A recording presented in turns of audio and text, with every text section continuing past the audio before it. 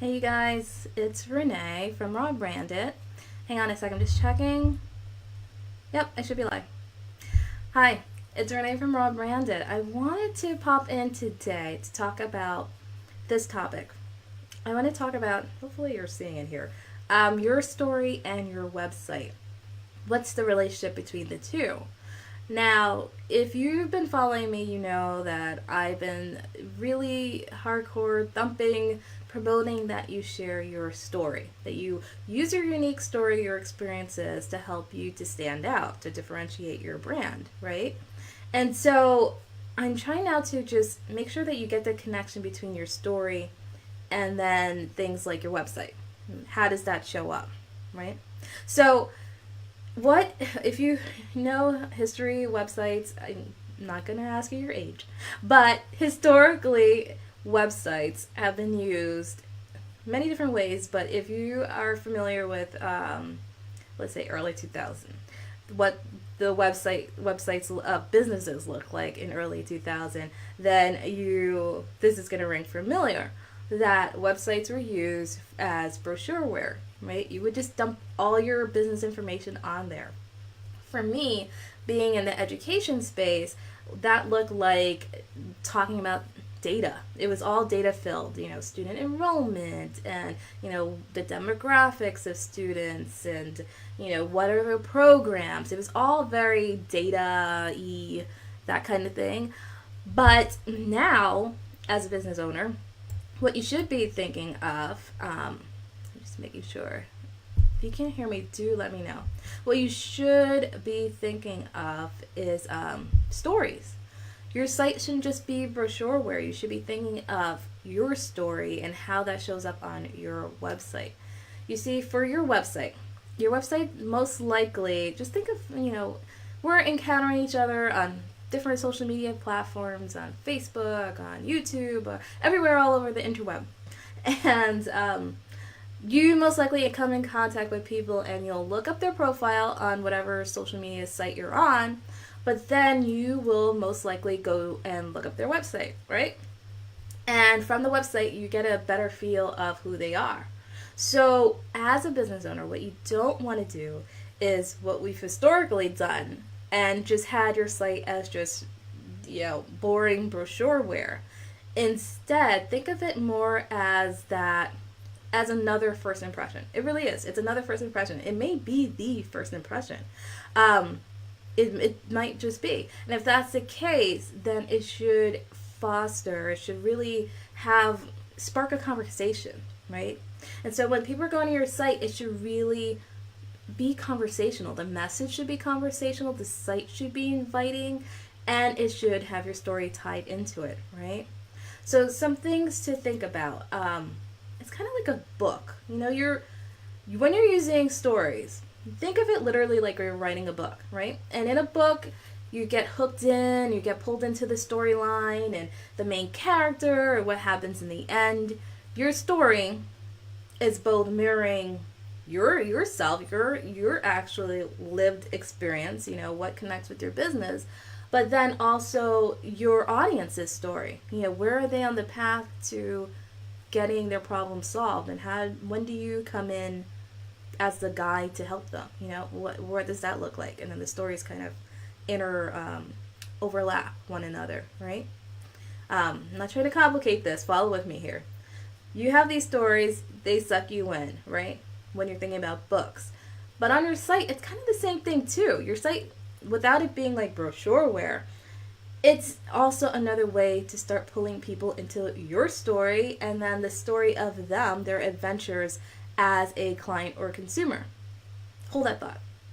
That's basically what you're doing. And so it shouldn't be brochureware. Instead, when you're landing on your site, for instance, the first impression, like I said before, people will see, most likely they'll go to your homepage, right? You'll go on your homepage and, the first thing they're going to see, I'm trying not to get technical here, but above the fold, first thing they see when they land, before scrolling downward, that should be a lasting impression. That's your first way to hook them in. So you want to make sure that your story, pieces of your story, not the whole novel, but your message, your key messages are reflected at that point on the site, right? Because that's how you're hooking people in. You're inviting them into a conversation, right? And so then that's your first impression on the homepage. And then there's more details on the site, more things you can do to start really getting a sense of who you are, your tone of voice. It should be like when they go to your website and they read it. When I say the analogy to a book, it's because, when you're reading a novel and it's almost like you can hear the characters.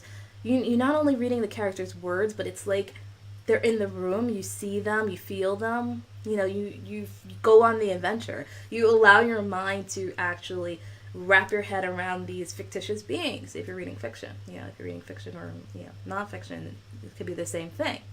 That's the same thing with your site. That language should be that inviting and inspiring and that much of a hook, that people get a better sense of you and the business owner, you as a person.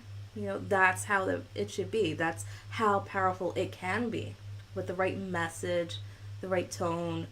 You really got to break this apart. There's a strategy to this, but keep this in mind as you're approaching, okay, I have my story now. What does that look like in tangible things like my website? What does that look like? Keep that in mind. And then, of course, don't forget your about page. Of course, that's going to be important. You're going to have to put details of your story. Not the whole shebang. It's not like the whole novel, but you're going to put pieces of your message on your about page so people can literally learn more about you. And that's why having that story, having those messages, having that tone of voice, having that personality all tied together, having that crystal clear is important because it keeps on building and it keeps on getting reflected in all your different collateral, on all your different assets, your site, your design, everywhere else that you have. So that's why I always tell you guys to backtrack and make sure that your story is crystal clear and your message is crystal clear too, because it's just going to keep popping up. And this is a prime example.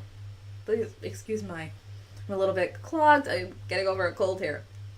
So do keep that in mind. And one thing you want to do, just to kind of remind yourself, is that in your message,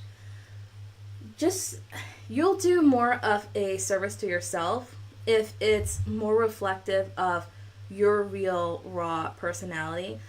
Don't try to be or sound like your competitors.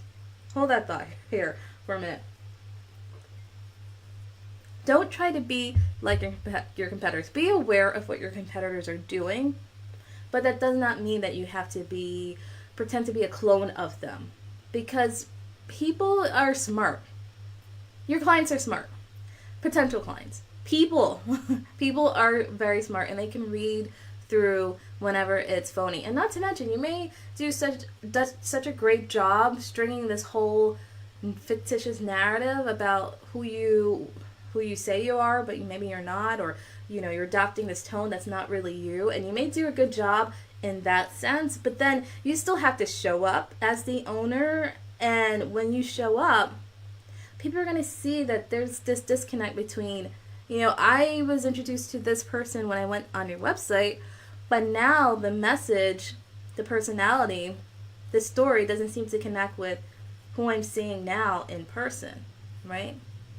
So that's why it's important that is authentic, the way you're coming across, and that you really do some thought to how do you want to display yourself as a business owner? What is my personality? And this shouldn't be anything that's pretense, because you can't hold up that fictitious facade for how long, but how am I really coming across to my audience, and what is it about my personality, my message, that's going to connect with them? What things do I need to really highlight? Okay? So that is my tip for you today. Hope you guys are doing well. If you do have questions, leave them below. I will surely answer them. Next time when I come on, I will hopefully not be so congested. But yes, do leave your comments and I'll gladly check them. Alright, you guys? See you next time. Bye.